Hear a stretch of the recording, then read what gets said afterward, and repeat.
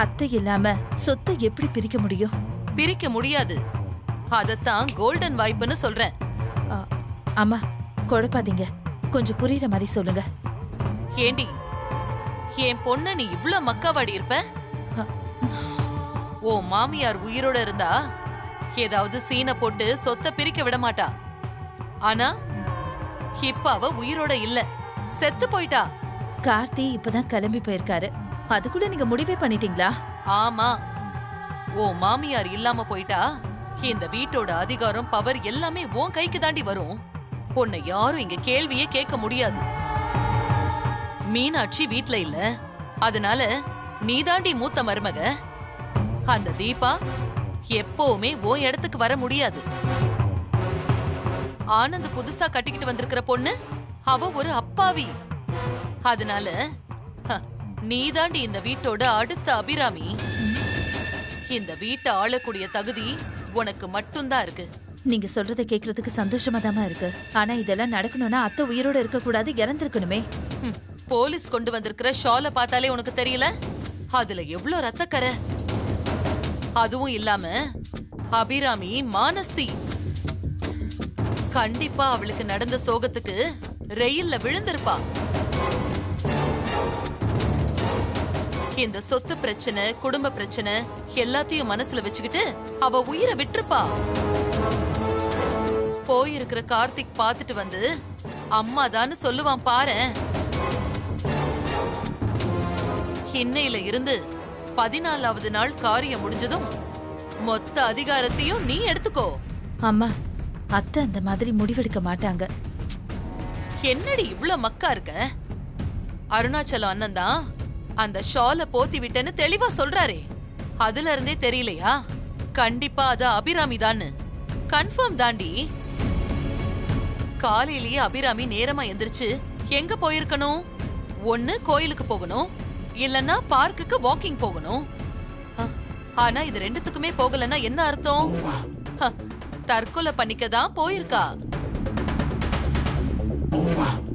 Postmortem முடிஞ்சு பாடி வரும், அத அடக்கம் பண்றோம். உனக்கு அதிகாரம் கிடைக்க போகுது.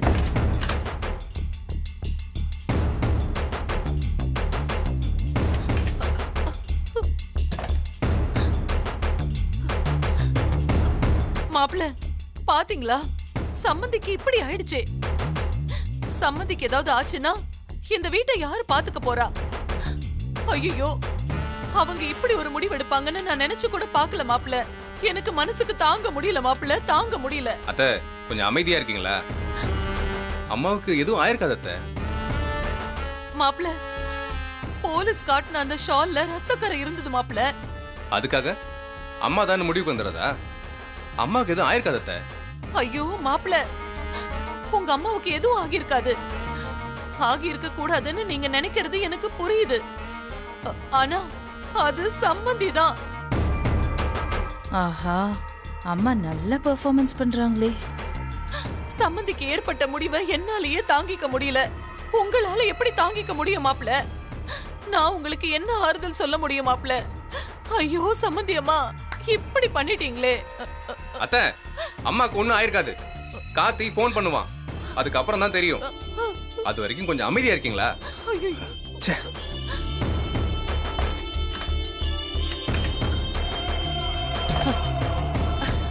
ஐயோ கடவுளே, எப்படியாவது அபிராமி செத்துட்டாங்கிற செய்திய உண்மையாக்கிடு, உண்மையாக்கிடு, உண்மையாக்கிடு.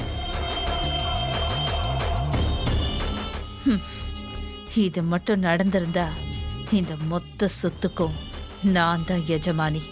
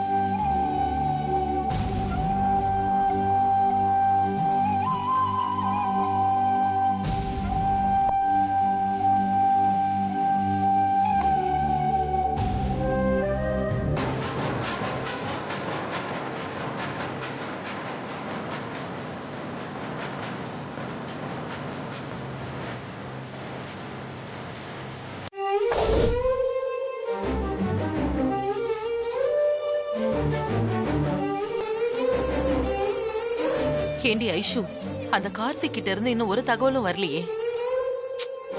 கடவுளே, அந்த டெட் பாடி அபிராமியோடது தாங்கிற நல்ல தகவலை கொடு.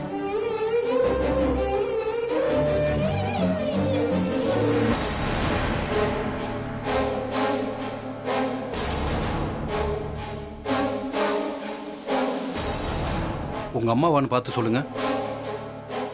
ஓபன் பண்ணுங்க.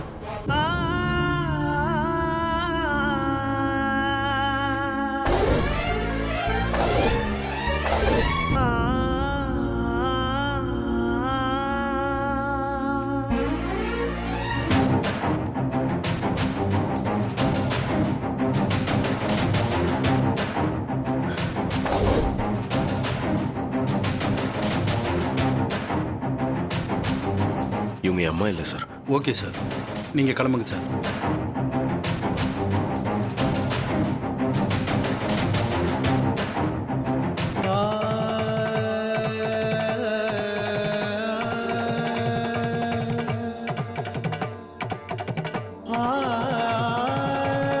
கிளம்புங்க கிளம்புங்க, மூடுப்பா.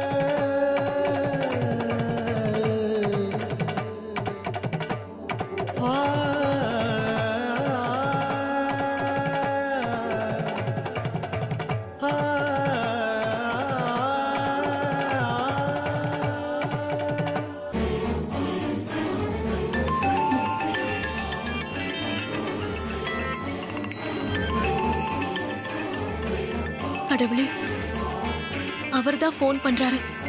அத்தைக்கு எதுவும் ஆயிருக்க கூடாது.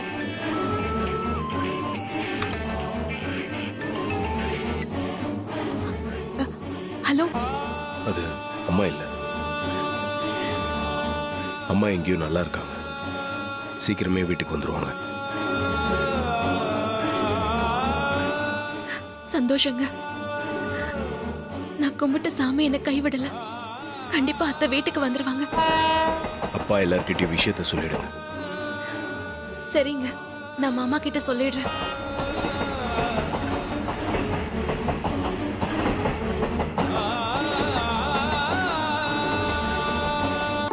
மாமா, மாமா. என்ன தீபா, கார்த்திக் ஏதாவது ஃபோன் பண்ணானா? என்ன சொன்னா? அது அத்தை இல்லையா மாமா?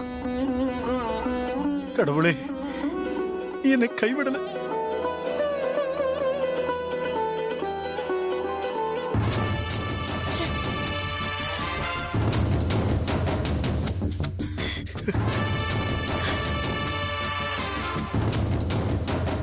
ச்சே, அந்த கடவுள் என்னை ஏமாத்திட்டாரு.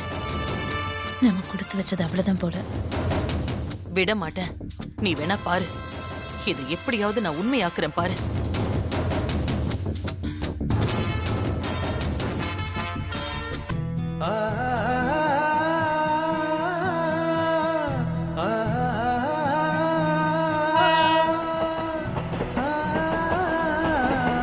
உங்க அம்மாவுக்கு எதுவும் ஆகல sir.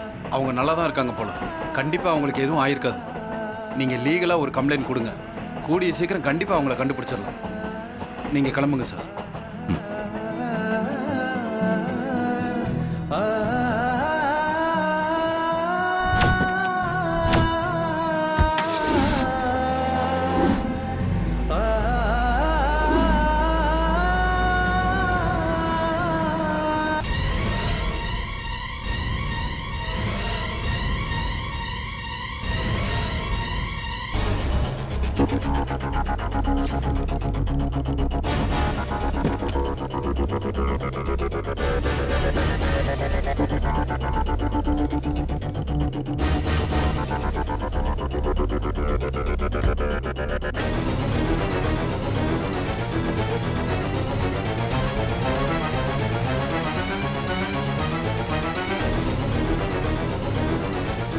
Sir sir sir,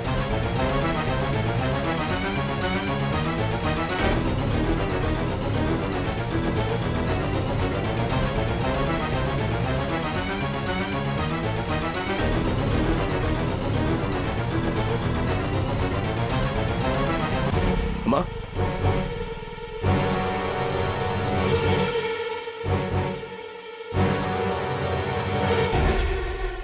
sorry, என் அம்மா நினச்சிட்டேன். பரவாயில்லப்பா.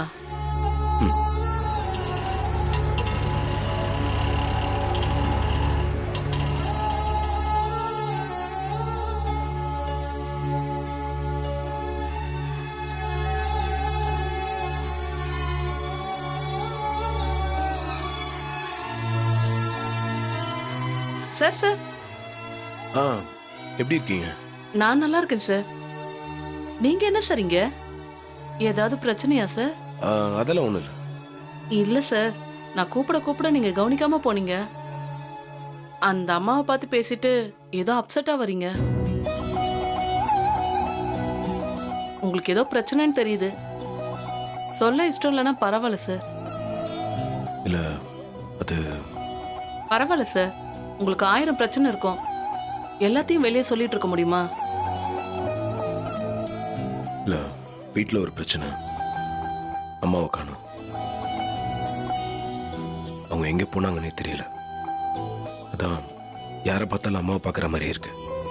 சார், உங்க நல்ல மனசுக்கு உங்க அம்மாக்கு ஒன்றும் ஆகாது சார். கண்டிப்பா அவங்க திரும்பி உங்க வீட்டுக்கு வந்துருவாங்க சார்.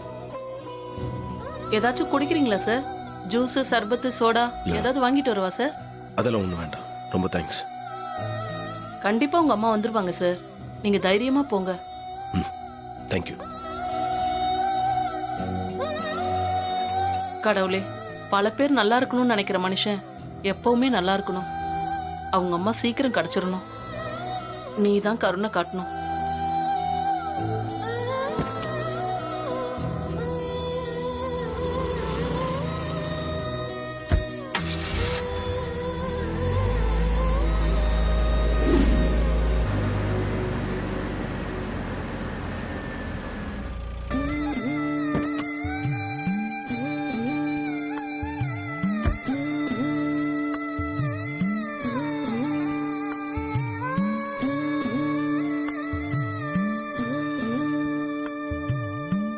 கடவுளே, இது நாள் வரைக்கும் எனக்காக உன்கிட்ட எதுவுமே நான் கேட்டதில்ல.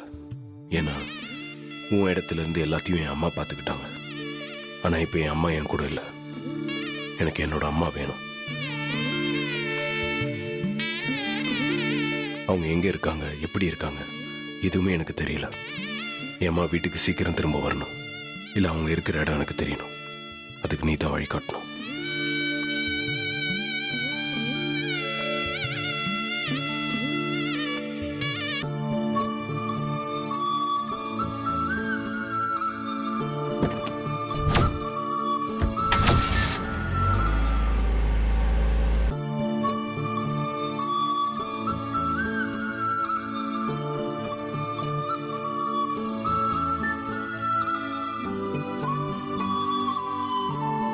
தீபா, என்னம்மா?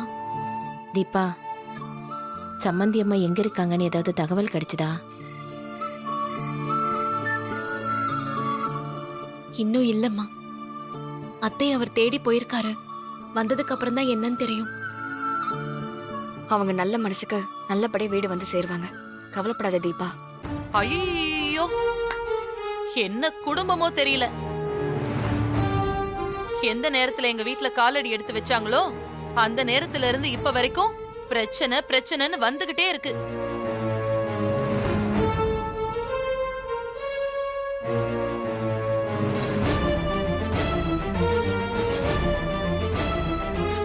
இங்க பாருங்க, தேவையில்லாம பேசாதீங்க. அப்புறம் நான் ஏதாவது பேசிடுவேன். என்ன பேசுவ? என் அம்மா ஒன்னும் தேவையில்லாம பேசல. அவங்க சம்மந்திய காணுங்கிற வேதனையில பேசுறாங்க.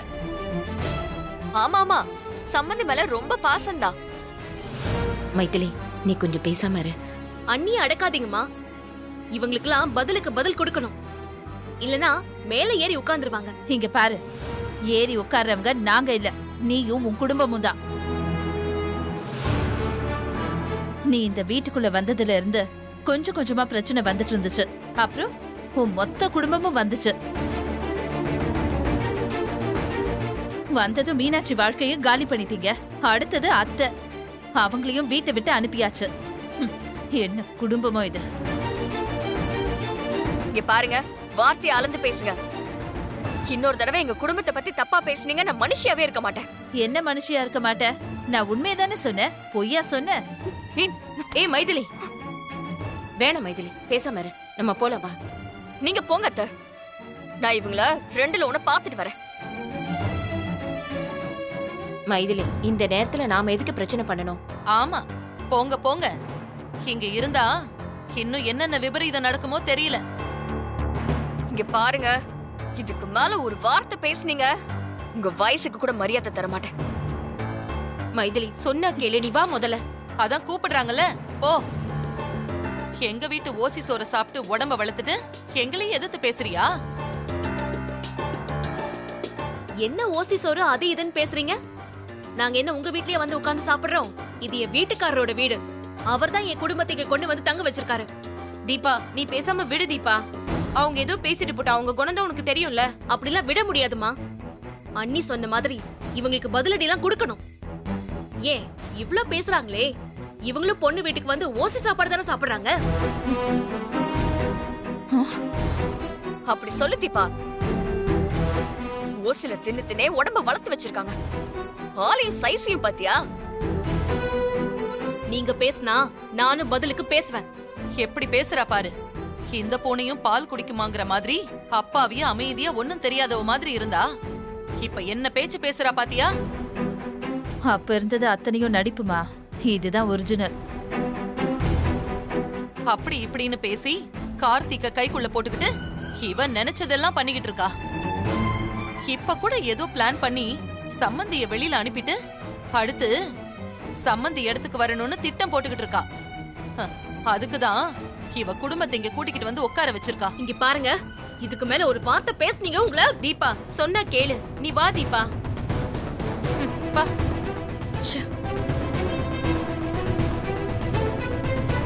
வாங்க போலாம். வான்னு சொல்றேன்ல, வா உள்ள வா.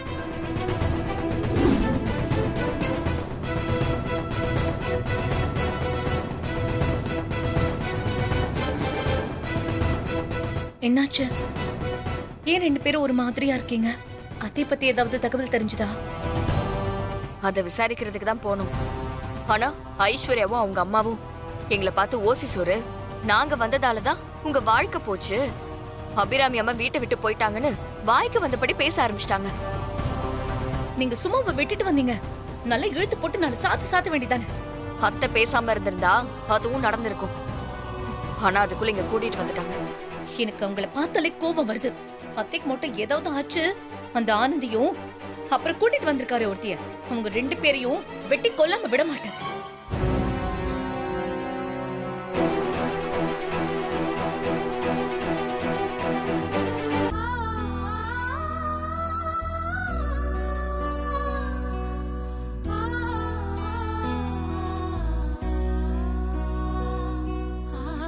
யாரு இந்த அம்மா?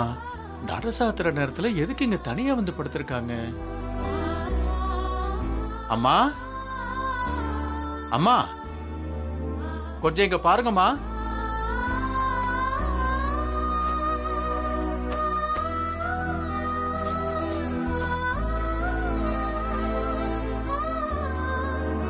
பூஜை எல்லாம் முடிஞ்ச நடைய சாத்தியாச்சு. இப்ப போய் இங்க வந்து படுத்துட்டு இருக்கீங்க. வீட்டுக்கு கிளம்புங்க. சாமி, எனக்கு வீட்டுக்கு போக முடியாத நிலைமை. திக்கத்தவங்களுக்கு தெய்வமே துணைன்னு சொல்லுவாங்க. அதான் இங்க வந்து படுத்திருக்கேன். உங்களை பார்த்தா நல்ல பெரிய குடும்பத்தை சேர்ந்த மாதிரி தெரியறது. ஆனா வாழ வழி இல்லாதவங்க பேசுற மாதிரி பேசுறீங்க. என்னாச்சுமா உங்களுக்கு? வீட்டுல ஏதாவது பிரச்சனையா?